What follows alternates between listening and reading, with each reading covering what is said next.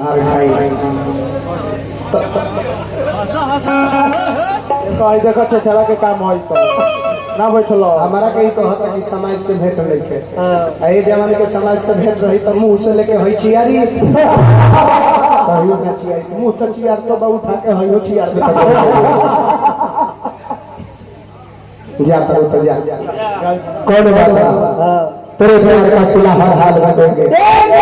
खुदा भी मांगे ये दिन तो टाल देंगे अगर दिल ने कहा कि तुम बेवफा हो तो इस दिल को भी सीने से निकाल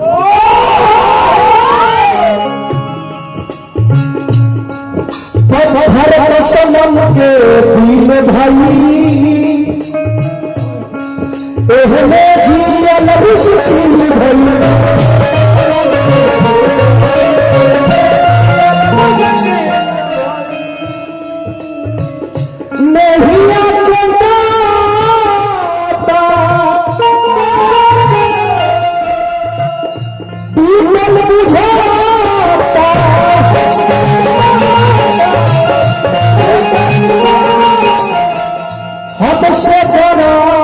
बढ़ल जाता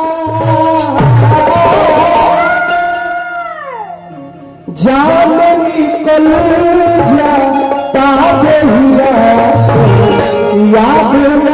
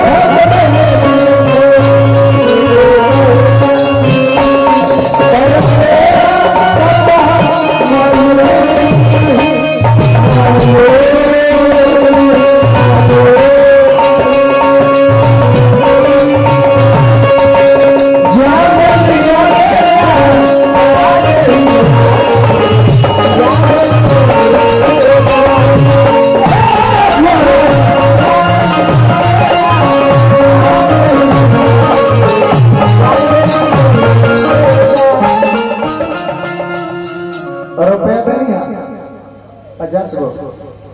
देनी है ठीक है और दे दी हमरा कोनो दिक्कत है दे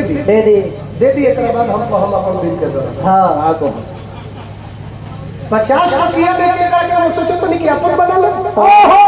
महाराज आज 500 से कर पीछे 5 लाख खर्चे कर देनी हां एकरे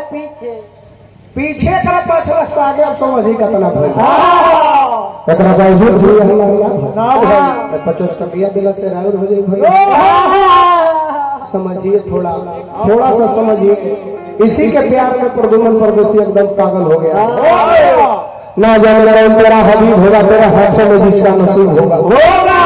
ना जाने कौन तेरा हबीब होगा तेरा हाथों में जिसका नसीब होगा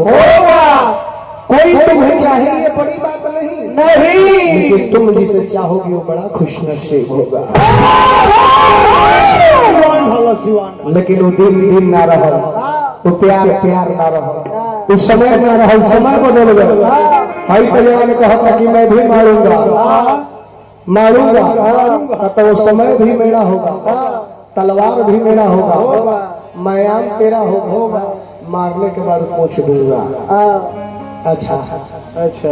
कहो तहरापन मयान नहीं खे कहो तू अपन मयान नहीं खा रखले हई मयान में कौन तलवार खातिर जो बोले बड़ा हे तलवार खातिर कहा तहरापन मयान में तो अपन मयान में अपन